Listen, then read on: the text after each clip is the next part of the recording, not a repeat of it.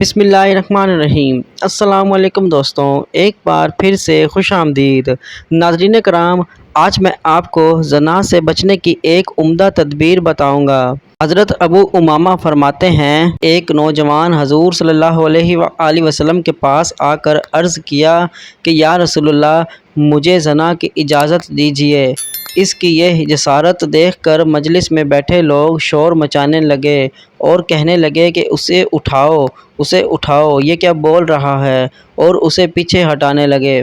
مگر نبی صلی اللہ علیہ وآلہ وسلم نے فرمایا کہ نہیں، اسے بیٹھے رہنے دو اور مجھ سے قریب کرو۔ جب وہ قریب ہو گیا تو آپ صلی اللہ علیہ وآلہ وسلم نے پوچھا کہ کیا یہ بدکاری تم اپنی ماں کے لیے اچھی سمجھتے ہو؟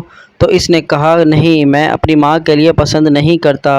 تو آپ نے فرمایا اسی طرح لوگ بھی اپنی ماں کے ساتھ ایسا اچھا نہیں سمجھتے۔ پوچھا کیا تم اپنی بہن کے حق میں یہ بدکاری کو پسند کرو گے؟ اس نے کہا اللہ کی قسم کبھی نہیں، میں آپ پر قربان ہو جاؤں۔ نبی صلی اللہ علیہ وآلہ وسلم نے فرمایا لوگ بھی اسے اپنی بہن کے لیے پسند نہیں کرتے۔ پھر پوچھا کیا تم اپنی پھوپھی کے حق میں بدکاری پسند کرو گے؟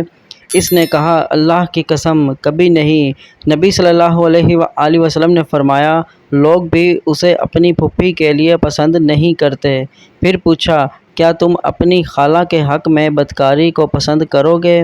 اس نے کہا اللہ کی قسم کبھی نہیں۔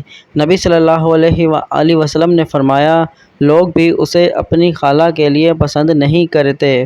پھر نبی صلی اللہ علیہ وآلہ وسلم نے اپنا دست مبارک اس کے جسم پر رکھا اور دعا کی کہ اے اللہ، اس کے گناہ معاف فرما، اس کے دل کو پاک فرما اور اس کی شرمگاہ کی حفاظت فرما۔ راوی کہتے ہیں کہ اس کے بعد اس نوجوان کا یہ حال ہو گیا کہ اس کی نگاہ کسی بد عملی کی طرف اٹھی ہی نہیں تھی۔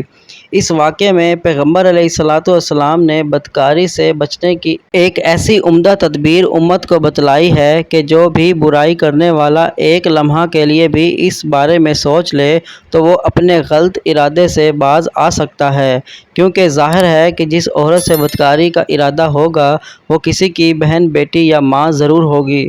اور جس طرح آدمی خود اپنی ماں بہنوں کے ساتھ یہ جرم گوارا نہیں کرتا، اسے سوچنا چاہیے کہ دوسرے لوگ اسے کیوں گوارا کر لیں گے۔